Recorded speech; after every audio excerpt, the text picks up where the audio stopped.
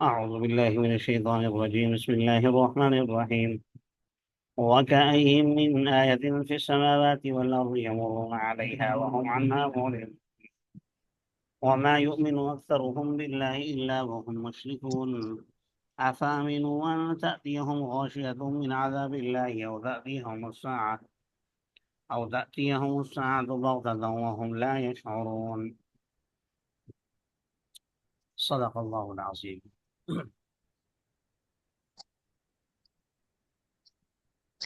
آسمان اور زمینوں میں کتنی ہی نشانیاں ہیں جس پر وہ گزرتے ہیں، اس حال میں کہ اس سے اعراض کرنے والے ہوتے ہیں۔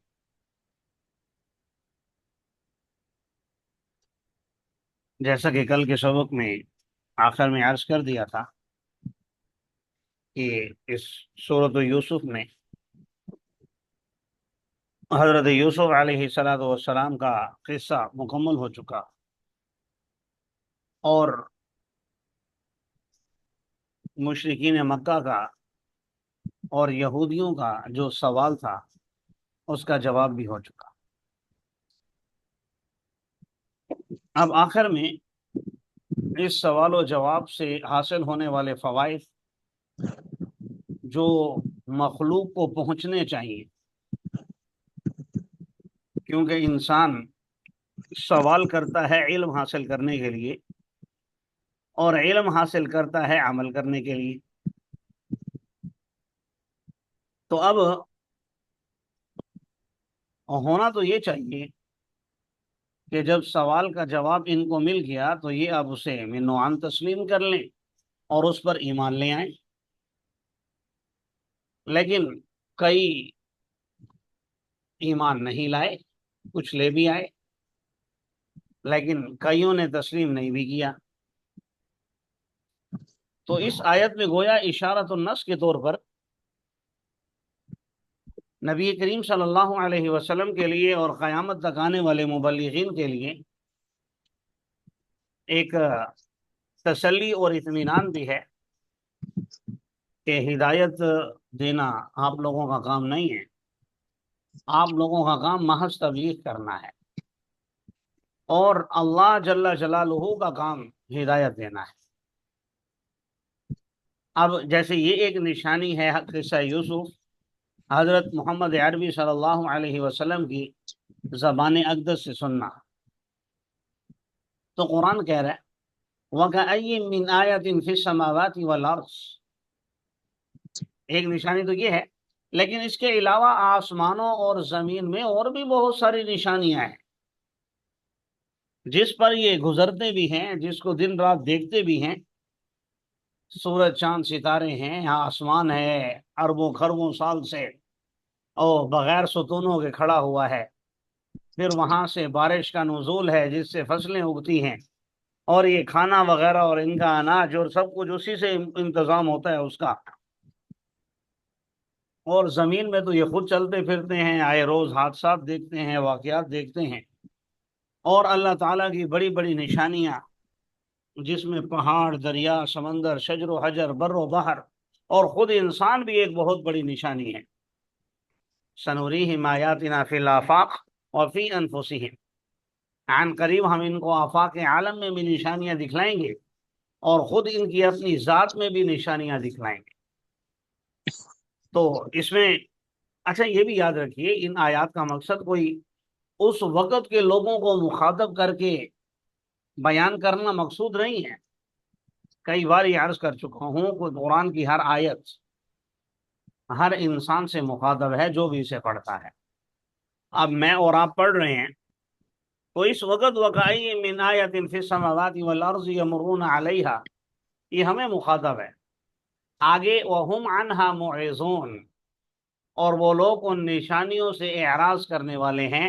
تو یہ میں نے اور آپ نے اپنے گریبان میں جھانکنا ہے کہ ہم اللہ کی ان نشانیوں سے عبرت حاصل کرتے ہیں کہ نہیں کرتے، راہ راست پر آتے ہیں کہ نہیں آتے۔ اگر آتے ہیں تو ہم عنہا مورزون کا مزاج نہیں ہے، اس پر اللہ کا شکر ادا کرنا چاہیے، اور اگر اعراض کرتے ہیں تو پھر توبہ استغفار کرنا چاہیے اور آئندہ کے لیے خیال کرنا چاہیے۔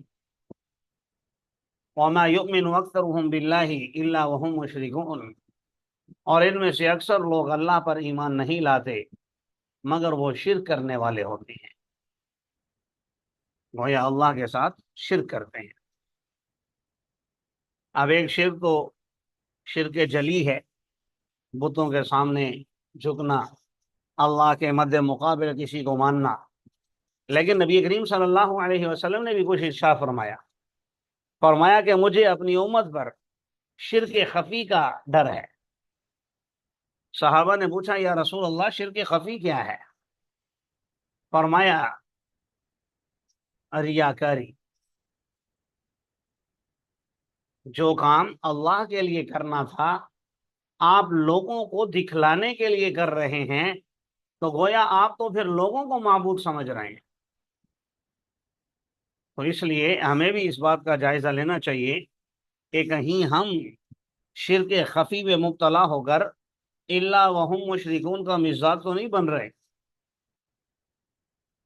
آگے اللہ تعالیٰ نے جھنجھوڑا بھی ہے اور دھمکایا بھی ہے کہ کیا یہ لوگ بے خوف ہو گئے ہیں؟ افامینو، کیا یہ لوگ بے خوف ہو گئے ہیں کہ ان کے پاس ڈھانپنے والا اللہ کے عذاب میں سے آ جائے، اللہ کے عذاب میں سے کوئی عذاب آ جائے اور ان کو ڈھانپ لے، اور پھر ان کے پاس کسی قسم کا کوئی چانس نہ ہو، یا او تأتیہم الساعۃ بغتہ، یا ان کے پاس قیامت آ جائے اچانک، وہم لا یشعرون، اس حال میں کہ یہ شعور بھی نہ رکھتے۔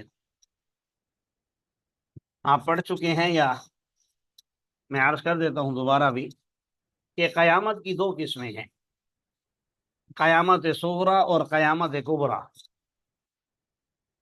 ہمارے ذہن میں آتا ہے کہ قیامت کبریٰ تو بہت دور ہے ابھی، اور قرآن کہہ رہا ہے کہ اچانک آ جائے گی۔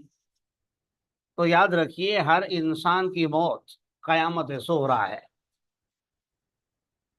کیونکہ قیامت کا مطلب یہ کہ حساب کتاب شروع، اور مرنے کے بعد انسان کا حساب کتاب شروع ہو جاتا ہے، ایک بات۔ دوسری بات، قیامت کا مطلب کہ اب آپ عمل نہیں کر سکتے، تو جب موت آتی ہے تو اس کے بعد بھی کوئی عمل نہیں کر سکتے۔ تو اس لیے موت تو اچانک آتی ہے، بتا کر نہیں آتی، کسی کو نہیں پتا کہ کب زندگی کی شام ہو جائے۔ اس لیے اللہ سے ہر وقت ڈرتے رہنا چاہیے۔ باقی چونکہ ہم نے ابھی نشانیاں پڑھی ہوئی ہیں کہ قیامت سے پہلے خروج دجال ہوگا، نزول عیسیٰ ہوگا، ورود مہدی ہوگا، اور خروج یاجوج ماجوج ہوگا، اور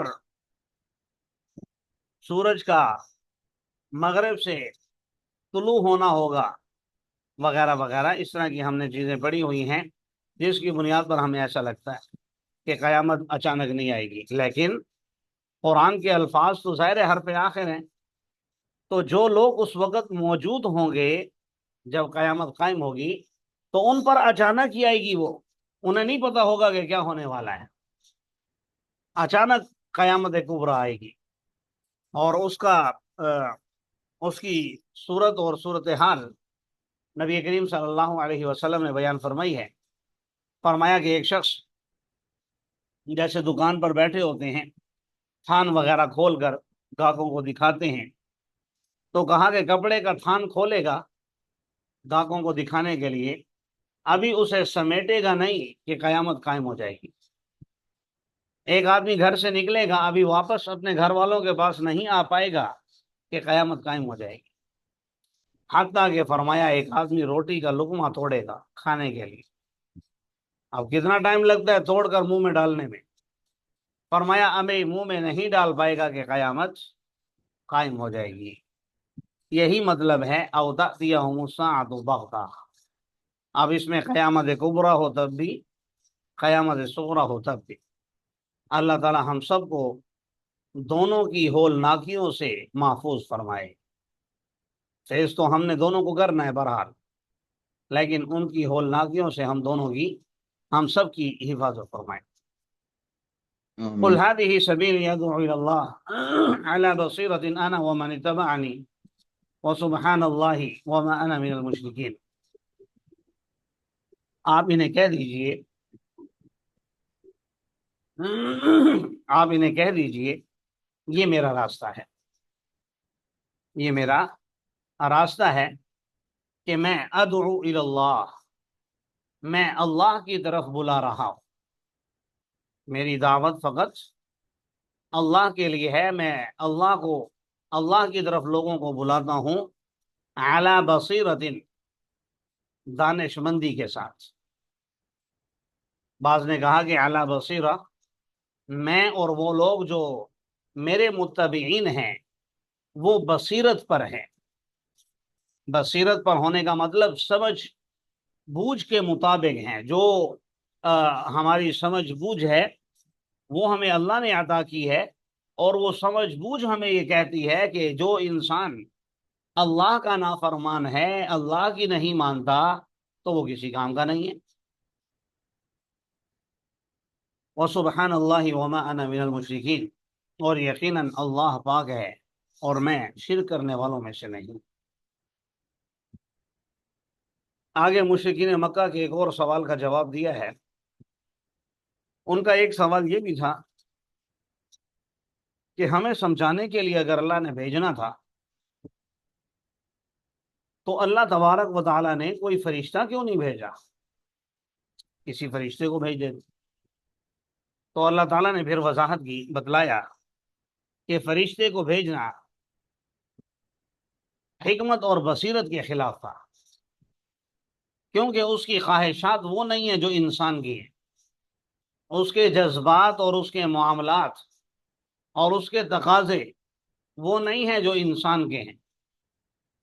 نبی اور پیغمبر تو وہ ہونا چاہیے جو قوم کے دکھ اور درد کو محسوس بھی کرتا ہو، ان کے معاملات کو جانتا بھی ہو، اور پھر ان کو دین کی طرف لانے کے لیے کوشش بھی کریں۔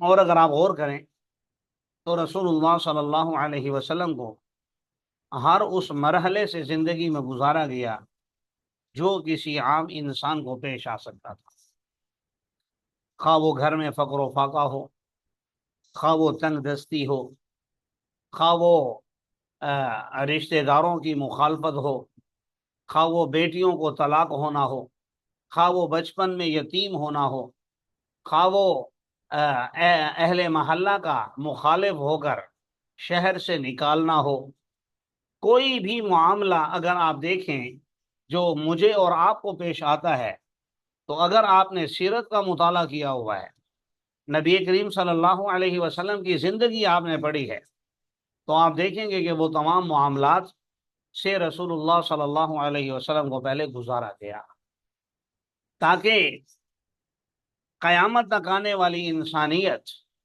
جب اسے کوئی دکھ درد پیش آئے، جب اسے کوئی پریشانی پیش آئے اور اس کو کوئی معاملہ پیش آئے، تو وہ اس میں پھر دائیں بائیں نہ دیکھے، بلکہ اپنے پیغمبر علیہ الصلاۃ والسلام کی سیرت کو دیکھے اور ان کے معاملات کو دیکھے، جیسے اس نے اس معاملے کو ہینڈل کیا ہو اس کے مطابق یہ بھی اسے ہینڈل کرے۔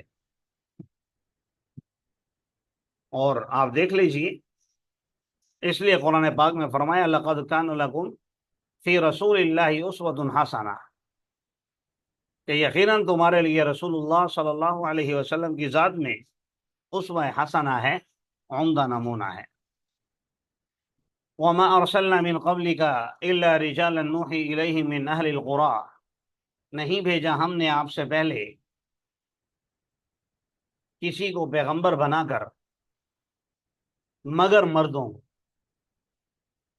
جن کی طرف ہم وحی کرتے تھے، اہل القری، بستی والوں میں سے، یعنی اس پیغمبر کا تعلق بھی عام طور پر اسی بستی سے ہوتا تھا، یا کم از کم ان کی زبانیں اور ان کے معاملات اور آپس میں یہ ملتے جلتے تھے، اور کچھ نبی ملتا ہو تو انسانیت میں تو ملتے جلتے تھے، مرد ہونے میں ملتے جلتے تھے۔ اس لیے اگر آپ مطالعہ کریں قرآن کا، پہلے 10 پاروں میں آپ پڑھ رہے ہوں گے تو قرآن نے جہاں پیغمبروں کو خطاب کر کے ان کی قوموں کو ذکر کیا یا قوموں کو بیان کر کے ان کے پیغمبروں کا ذکر کیا تو بھائی سے تعبیر کیا.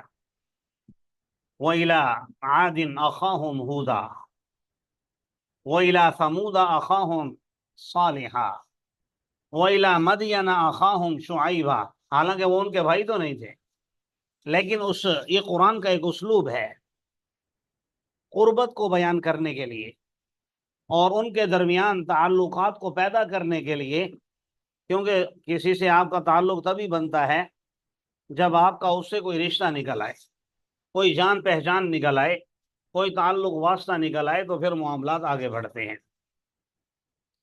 تو اس لیے قرآن نے اسلوب ہی ایسا اختیار کیا ہے. بہرحال فرمایا کیا یہ لوگ چلتے نہیں ہیں زمین میں کہ دیکھیں کیسا ہوا ان لوگوں کا انجام جو ان سے پہلے تھے. جیسے وہ لوگ ہلاک ہوئے، اگر یہ پیغمبر کی نافرمانی کریں گے تو یہ بھی ہلاک ہوں گے. وَلَدَارُ الْآخِرَةِ خَيْرٌ لِلَّذِينَ نَتَّقَوْا. آخرت کا گھر بہتر ہے ان لوگوں کے لیے جو متقی ہیں. أَفَلَا تَعْقِلُونَ. کیا تم لوگ عقل سے کام نہیں لیتے؟ کیا تمہارے پاس عقل نہیں ہے؟ حتیٰ اذا استیأس الرسل. حتیٰ کہ جب رسول مایوس ہو گئے اور انہیں یقین ہو گیا اس بات کا کہ وہ جھٹلا دیے گئے ہیں، تو ان کے پاس ہماری مدد آ گئی. فَنُجِّيَ مَن نَّشَاءُ. تو ہم نے نجات دی ان لوگوں کو جن کو ہم نے چاہا. وَلَا يُرَدُّ بَأْسُنَا عَنِ الْقَوْمِ الْمُجْرِمِينَ. اور ہمارے عذاب کو کوئی رد نہیں کر سکتا، دور نہیں کر سکتا مجرم لوگوں سے. لَقَدْ كَانَ فِي قَصَصِهِمْ عِبْرَةٌ لِأُولِي الْأَلْبَابِ. یقیناً ان قوموں کے قصوں میں عبرت ہے عقل مند لوگوں کے لیے. مَا كَانَ حَدِيثًا يُفْتَرَى. نہیں ہے کوئی بات ایسی جسے گھڑا گیا ہو، کوئی بات اپنی طرف سے گھڑ کر نہیں بنائی گئی، بلکہ جو حقائق پیش ہے انہی کو بیان کیا گیا ہے.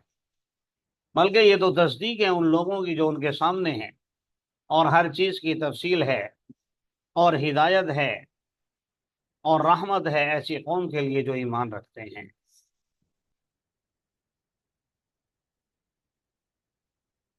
اللہ تعالی ہمیں عمل کرنے کی توفیق عطا فرمائے. آمین.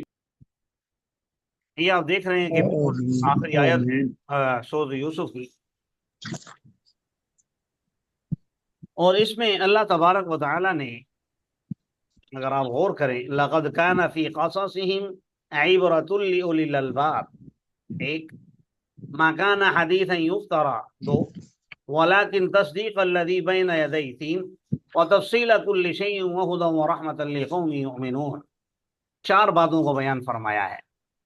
میں تھوڑی سی وضاحت بھی کر دیتا ہوں، وقت ہے، ہو سکتا ہے کسی کو سمجھ میں نہ آئی.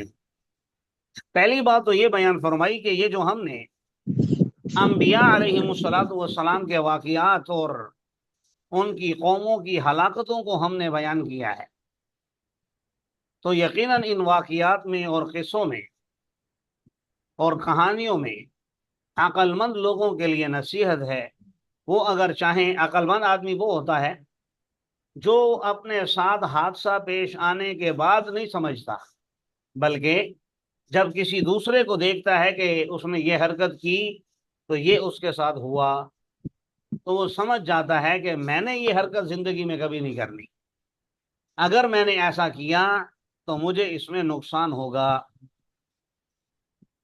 لہذا پہلی قوموں کے قصے پڑھ کر اس سے یہ بات سمجھ میں آ جانی چاہیے کہ ہمیں اس سے عبرت حاصل کر کے جو کام انہوں نے کیے، ناپ تول میں کمی کی، پیغمبروں کو جھٹلایا، قوم لوط وہ ہم جنس پرستی میں مبتلا ہو گئی، فلاں قوم نے فلاں کیا، فلاں نے فلاں کیا، تو جو جو حرکتیں ان کی ہمارے سامنے ہیں ہمیں ان تمام افعال سے بچنا ہوگا، تبھی ہم اللہ کے عذاب سے بچ سکیں گے.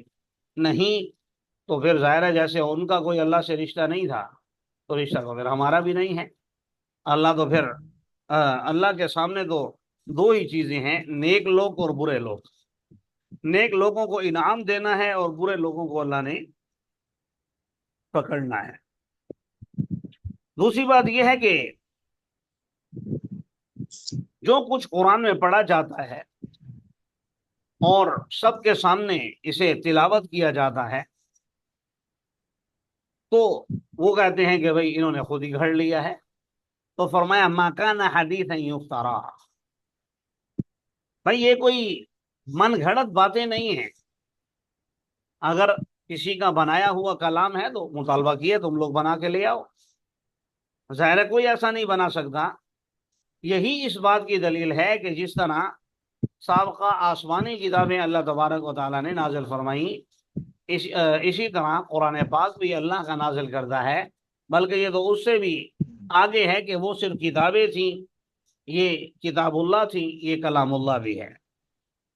تیسری بات ولیکن تصدیق الذی بین یدیہ، اس نے آ کر باقیوں کو رد نہیں کیا کہ باقیوں کو نہ مانو، صرف اسے مانو، بلکہ یہ کہا کہ سب کو مانو، سب پر ایمان لاؤ، لیکن فالو صرف اس کو کرنا ہے جو محمد صلی اللہ علیہ وسلم پر نازل ہوئی ہے.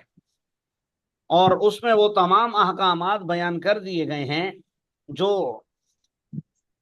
پچھلی کتابوں کے اندر موجود تھے اور اس امت کو بھی بتانا مقصود تھا.